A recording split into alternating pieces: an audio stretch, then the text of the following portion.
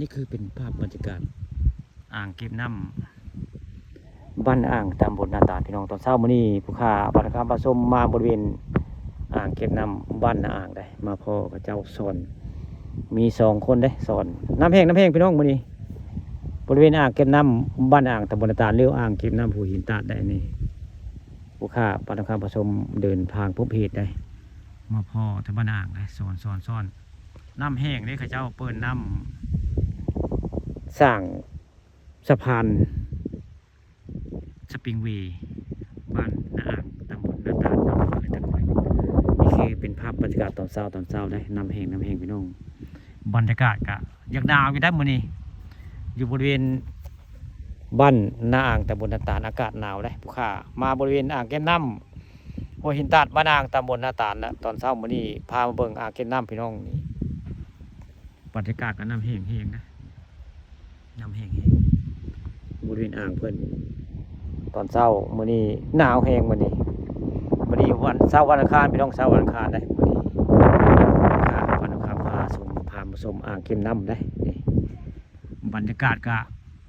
อากาศเย็นพี่น้องแต่แจ้งจุ่มกันแจ้งได้มื้อนี้อากาศแจ้งนะนี่พ่อมันยิง2 คนได้แต่นางเพิ่นซ่อนกุ้งซ่อนนี่เหนียวเพิ่นเว้าได้นี่ถามเพิ่นว่าได้อยู่ซั่นถามพระเจ้าเมื่อกี้นี้ผู้ข้ามาเดินทางพบเหตุผู้ใหญ่มาเล่นพี่น้องมามันก็สิถือเฮมาจะได้มื้อนี้บ่ได้เฮมานำแต่ว่าลมแห้งพี่น้องหนาวมื้อนี้บ้านนางตำบลนาตาลหรือว่าอ่างเก็บน้ำห้วยตาดมื้อนี้หนาวได้นี่คือเป็นภาพบรรยากาศคนสอนกุ้งสอนเหนียวอยู่ในอ่างเก็บน้ำบ้านอ่างตำบลนาตาลอำเภอเต่างอยนะผู้ข้าบ้านข้าผสมก็ได้เอาภาพบรรยากาศในอ่างนะบ้านอ่างตำบลนาตาลได้นี่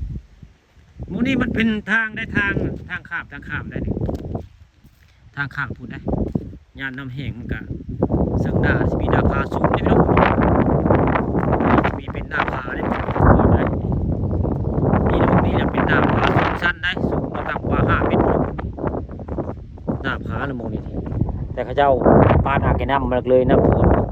เลยบ่เห็นหน้าผาเลยนี่คือเป็นหน้าของยายกันสีทินบ้านอ่างตำบลนาตาลเป็นหน้าของยายกันเลยยายกันหรือว่านายเมฟได้นายเมฟสีทินบ้านอ่างได้หมองนี้แต่ว่าเขาเจ้าป้านน้ำขึ้นเรือบุมีให้หน้าเขาเจ้าเลยกลายเป็นสิ่งเดียวนี้